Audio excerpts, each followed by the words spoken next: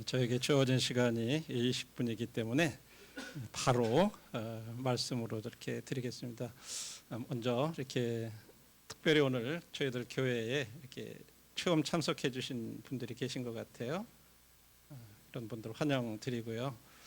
이 크리스마스에 대해서 저희들이 믿지 않는 분들도 예수님이 태어나신 날 이 정도는 아는데 오늘날은 그런 의미들이 많이 퇴색되어 가고 그냥 즐겁게 하루를 이렇게 보내는 어떤 그런 날로 다 이렇게 돼 있는데, 특별히 제목이 구주 예수 그리스도의 탄생이다. 예수님이 탄생하셨다 이렇게 해도 되는데 왜 굳이 구주 예수 그리스도가 탄생하셨다고 이렇게 할까? 우리들은 이 크리스마스에 대한 이것을 그냥 단순히 예수님이 태어나신 날로만 기억하는 것이 아니라 그거보다도 더 그 안에 큰 의미가 있다고 하는 것을 오늘 잠깐 같이 생각해 보기를 원합니다. 본문은 누가복음 2장 1절로부터 20절까지인데 좀 길기 때문에 그 중에서 대표가 되는 11절 말씀만 이렇게 읽고 말씀을 드리겠습니다. 오늘 다윗의 동네에 너희를 위하여 구주가 나셨으니 곧 그리스도 주시니라. 여기 보니까 구주가 나셨으니 곧 그리스도 주라. 세 가지 타이틀이 예수님에 대해서 이렇게 주어진 것을 볼 수가 있습니다. 누가복음 2장 1절에 보시면 그때에 가이사 아구스도가 영을 내려 천하로 다 호족하라 하였으니 이 호족은 구레뇨가 수리아 총독이 되었을 때 처음 한 것이라. 1절로부터 20절 사이에서 우리가 한 세 가지 정도의 교훈을 배울 수가 있는데, 첫 번째, 세계의 통치자들은 단지 하나님의 사용하시는 도구일 뿐이다 하는 이런 교훈을 배울 수 있어요. 지금 저희들이 읽은 여기 가이사 아구스토라고 하는 사람은 그 당시에 로마 제국의 황제였습니다. 그 다음에 구레뇨라고 하는 사람은 오늘날 시리아 쪽을 이렇게 다스리는 이 로마 속주를 다스리는 총독이었어요. 근데 거기 보니까 호적을 하라고 하는 명이 내렸다 그래요. 이 호적이라는 말은 오늘날 인구조사를 가리키는 거예요. 근데 이런 것들을 통해서 우리가 한 가지 배우는 것은 그 당시에 로마의 통치자들이었지만 그들을 통해서 하나님이 그들을 사용하셔서 하나님의 목적을 이루어 가셨다고 하는 것을 볼 수가 있고, 그 다음에 조금 더 내려가서 이렇게 보시면 그래서 이 모든 사람이 호적을 하러 3절에 보면 고향으로 각각 고향으로 돌아가며 요셉도 다윗의 집 족속이므로 갈릴리 나사렛 동네에서 유다를 향하여 베들레헴이라 하는 다윗의 동네로 그 약혼한 마리아와 함께 호적하러 올라가니 마리아가 이미 잉태하였더라. 거기 있을 때에 그 해산할 날이 차서 첫 아들을 낳아 강보로 싸서 구유에 누웠으니 이는 여관에 있을 곳이 없음이로라. 두 번째로는요, 이 마리아와 요셉이라는 사람이 나와요. 요셉이라는 사람은 직업이 목수였습니다. 굉장히 그 당시에서 아주 보잘것없는 사람이에요. 그래서 사람들은 도저히 그런 예상치 못한 그런 사람들을 통해서 하나님께서 이루실 놀라운 일을 예상할 수 없었던 그런 때, 진짜 보잘것없는 목수예요. 그 당시는 알려지지도 않은 사람이에요. 그런데 하나님께서 이 세상에서 가장 위대한 일을 하시는데 그 사람들을 사용하셨다고 하는 거예요. 세 번째로는 8절부터입니다. 그제의 목자들이 밤에 밖에서 양떼를 지키더니 주의 사자가 곁에 서고 주의 영광이 그들을 두루 비침에 크게 무서워하는지라. 천사가 이르되 무서워하지 말라. 보라 내가 온 백성에게 미칠 큰 기쁨의 좋은 소식을 너희에게 전하노라. 이 목동들도 그 당시에 굉장히 낮은 지위에, 신분상 낮은 지위에 있는 사람들이에요. 그런데 하나님께서는 그 낮은 지위에 있는 사람들에게 지금 이 세상에 구주가 나셨다 하는 계시를 이렇게 해주셨어요. 하나님께서는 가장 낮은 사회에 있는 사람들에게 가장 큰 계시를 해주시는 분이시다 하는 그런 교훈들을 이 세 가지를 배울 수 있는데 간단하게 거기에 대해서 말씀을 드리겠습니다. 가이사 아구스토는 AD 주님 태어나시기 27년 전부터 태어나셔서 14년까지 약 40년 동안 이 로마 세계를 통치했던 그리고 굉장히 악한 그런 왕이었어요. 그런데 로마 제국 전체에 인구 조사를 해라라는 말은 그 말은 세금을 걷어들인다는 말이에요. 한 사람 한 사람 쉬어가지고 거기에 대한 인도세를 받는. 그래서 유대인들은 그 당시에 군 복무에서는 면제를 받았지만 세금은 면제를 받지 못했어요. 그래서 이제 호적을 내려가지고 그 인구조사 명령을 내려가지고 이 수리아 그 당시에 말씀드렸듯 이스라엘이 로마 시리아의 속주에 이렇게 포함되어 있었어요. 그리고 그 당시 시리아 총독이 바로 구레네였죠. 그래서 그 명령을 받고 다음에 이제 이 마리아와 요셉이 이제 자기 고향으로 가서 이렇게 해야 되는 그 호적 등록을 했던 거죠. 그래서 이걸 통해서 우리들이 볼 수 있는 것은 하나님은 세계 통치자와 정치 지도자를 포함한 모든 사람들을 사용해서 그분의 주권적인 목적을 성취하실 수 있는 분이라고 하는 거예요. 잠언에 보면 그런 말씀이 있어요. 왕의 마음은 여호와의 손에 있습니다. 마치 강물과 같이 그가 원하시는 곳으로 그 마음을 돌릴 수 있습니다. 이 호적을 내린 것이 그냥 그 당시에 통치자로서 그냥 내린 것 같지만 하나님께서 그 마음을 움직이셔서 그 하나님이 예언하셨던 예언이 이루어지도록 하기 위해서 그와 같은 일을 하셨다고 하는 거죠.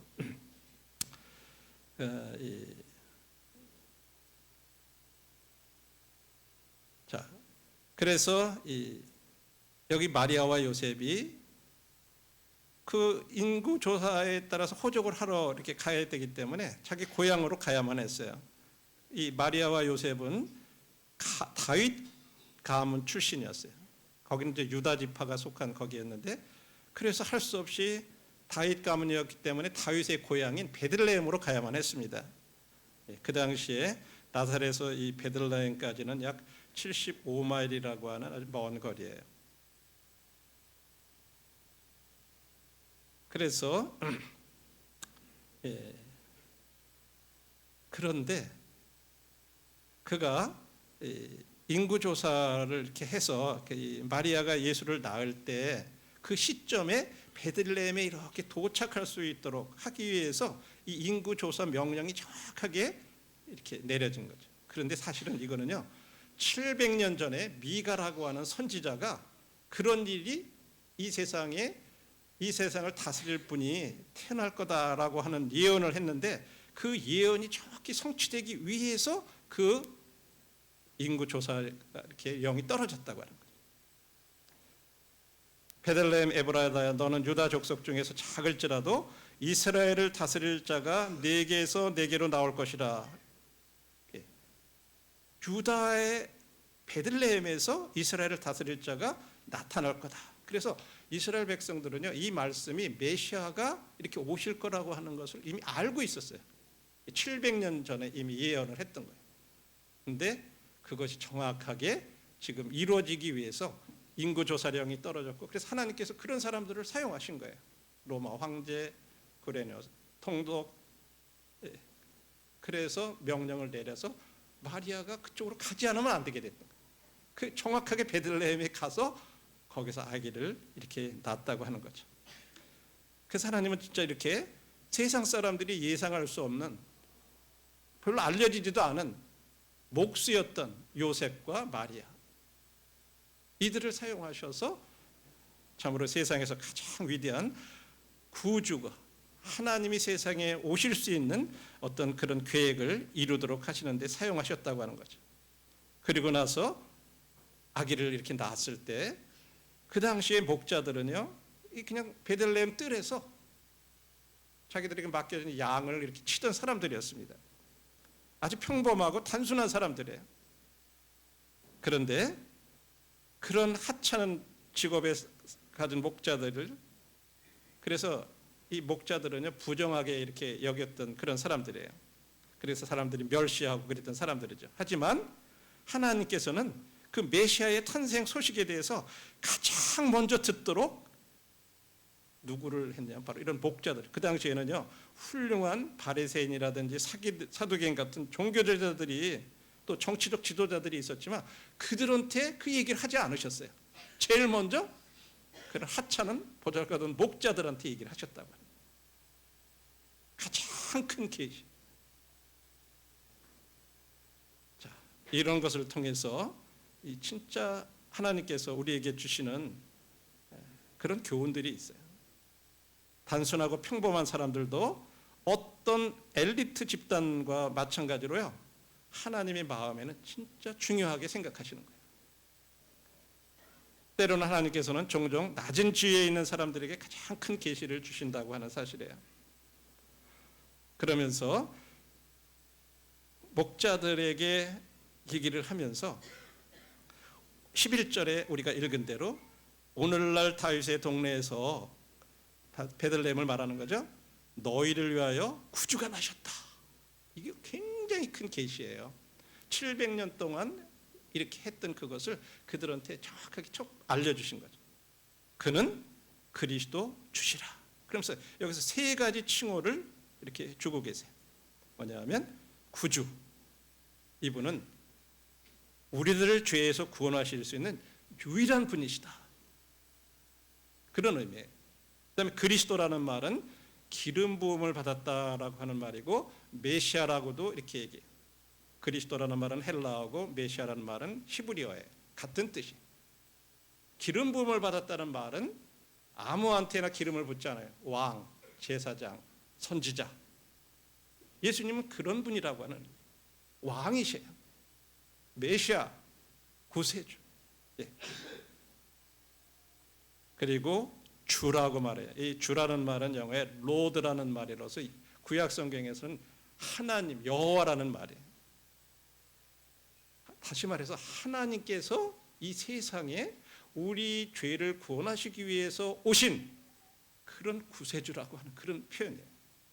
그거를 그런 놀라운 계시를 목자들에게 하셨다는 거예요. 그 당시 종교 지도자들에게 하신 게 아니고요. 그러면서 거기에 뭐라고 14절에 보니까 천사들이 천군 천사들이 막 이제 찬양을 하는데 그로리아 인 엑셀레시스 데오스 이 라틴어라고 이렇게 이걸 라틴어를 이제 우리나라 말로 지금 번역을 해놓은 건데 지극히 높은 곳에는 하나님께 영광이다. 여러분 한번 생각해 보세요. 이 세상에 아기들이 얼마나 많이 나요.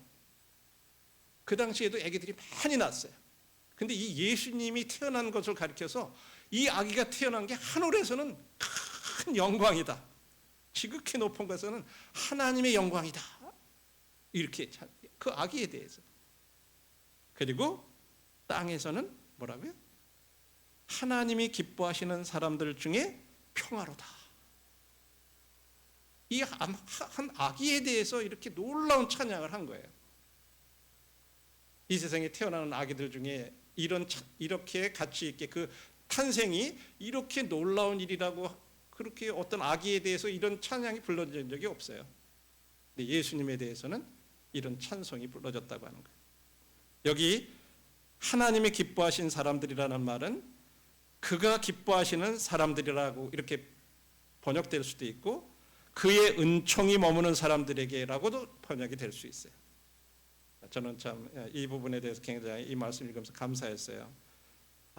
내가 땅에서 하나님이 기뻐하시는 사람들 중에 하나가 됐고 하나님의 은총이 머무는 사람들 중에 한 사람이 되었다고 하는 거, 그래서 나에게 하나님의 평안이 임했다고 하는 거, 이게 진짜 놀라운 사실이다 하는 것에 대해서 감사를 드렸어요. 하나님의 평안은 모든 사람들에게 보장되는 게 아니에요. 여기 말씀대로 하나님이 기뻐하시는 사람들, 다시 말해서 믿는 사람들에게만 보장된 그와 같은 것들이에요. 당시에 여러분들이 로마에는요, 로마 제국이 통치했을 때 로마에는 팍스 로마나라고 해서 로마의 평화라는 말이 있어요. 그들은요 로마의 평화는 군대가 가서 점령해가지고 굉장히 잔혹하게 점령하고 이렇게 해가지고 통일을 해서 누리는 그런 평화였어요. 지금도 로마에 거기 이 콜로세움 이쪽으로 이렇게 가면 팍스 로마나라고 하는 것을 기념하는 로마의 평화를 이렇게 지금도 기념을 하고 있어요. 그런데 그리스도의 평화는요, 죄로부터 구원을 가져다 주고 영혼의 영원히 기쁨을 가져다 주는 그런 평화네요. 군대가 점령해가지고 점령해서 누리는 그런 평화가 아니에요. 자기 자신이 십자가에서 죽으셔서 죄로부터 우리를 구원해 주시고 우리 영혼의 기쁨을 가져다 주는 그런 평화예요. 얼마나 대조적이에요. 그런데 예수 그리스도께서 가져오는 그 평화는 목자들에게 선포된 평화예요. 그리고 전 세계의 평범한 사람들에게도 선포가 돼요. 그런 평화예요. 저와 여러분들 같은 보잘것없는 사람들에게도 선포된 그와 같은 평화입니다. 요약해서 간단히 말씀을 드리면, 세계 통치자들은 단지 하나님이 사용하시는 도구일 뿐이에요. 하나님의 예언, 하나님의 계획을 성취하는데 그 주권적인 목적을 성취하시기 위해서 사용되는 사람들이에요. 저는 요즘 우리나라의 정치적인 상황, 세계적인 그런 정치적인 상황 이런 걸 이렇게 볼 때 때로는 마음이 암울해요. 그런데 이런 모든 일들이 일어나지만 그 뒤에 배경에 하나님께서 주권적인 목적을 이루시기 위해서 이런 것들을 허락하고 계시고 한다는 걸 생각할 때 참 마음이 다시 평안할 수 있었어요. 두 번째로 뭐라 그랬습니까? 하나님은 예상치 못한 사람들을 통해서 가장 위대한 일을 하신다고 하는 거예요. 다시 말해서 마리아와 요셉과 같은 그런 사람을 통해서 하나님께서 이 세상에 모든 인류를 구원하실 구세주를 보내는 그런 일로 그들을 사용하실 수 있었다고 하는 거예요. 그런 놀라운 일을 이루시는 분이라고 하는 거예요. 세 번째로 하나님께서 종종 낮은 지위에 있는 사람들에게 가장 큰 계시를 주시는 분이라고 하는 거죠. 시골에서 베들레헴 그 시골 그냥 촌에 목자들이었지만 하나님의 마음에 그들은 하찮은 존재가 아니었다고 하는 거예요. 단순하고 평범한 사람들도 어떤 엘리트 집단과 마찬가지로 하나님의 마음이 중요하다고 하는 거예요. 혹시 우리들 가운데 그런 마음이 있는 분들이 계시다면 나는 세상에서 별로 알려질 것도 없고 별로 알아주지 못한 사람이고 보잘것없는 존재고 그렇게 생각하시는 분이 계시다면 그러한 여러분에게도 하나님은 여러분들을 하찮은 존재로 여기지 않는다고 하시는 거예요.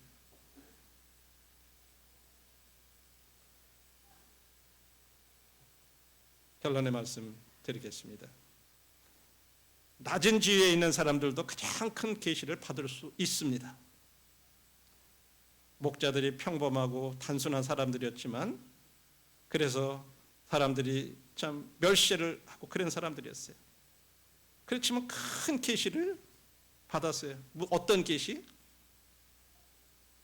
예수님이 우리를 죄에서 구원하실 수 있는 그런 유일하신 분이라고 하는 그런 걸 이렇게 받았어요. 여러분들도 그러실 수 있다고 해요. 또 예상치 못한 사람들을 통해서도 하나님께서 위대한 일을 하신 것처럼 오늘날 마리아는 육신을 통해서 이 예수님이 하나님이 이 세상에 오시는 그런 일에 쓰임을 받았지만 우리들을 통해서 영적인 자녀를 낳는 도구로 우리가 쓰임을 받을 수 있다고 하는 거예요. 세상에서 신학교를 나오고 목사 안수를 받고 어떤 그런 사람들만 그런 일에 쓰임을 받는 것이 아니라 세상에서는 별로 알려지지 않고 알아주지 못하고 배우지 못하고 그런 사람이라 할지라도 여러분들을 통해서 영적인 자녀들을 낳을 수 있는 그런 도구로 여러분들이 쓰임을 받을 수 있다고 하는 사실입니다. 이게 이제 오늘 이 크리스마스를 통해서 예수님의 탄생을 통해서 보여주는 우리들에게 더 많은 그런 의미들이 있는 것입니다. 그래서 오늘 여러분들, 저와 형제자매님들, 또 이곳에 오신 여러분들 중에 오늘이 그냥 예수님이 이렇게 태어나신 날이래, 그러고 끝나면 안 돼요. 그것이 나 같은 보잘것없는 사람, 나를 위해서 하나님께서 나를 죄로부터 구원하시기 위해서 자기 아들을 이 세상에 보내신 날이구나.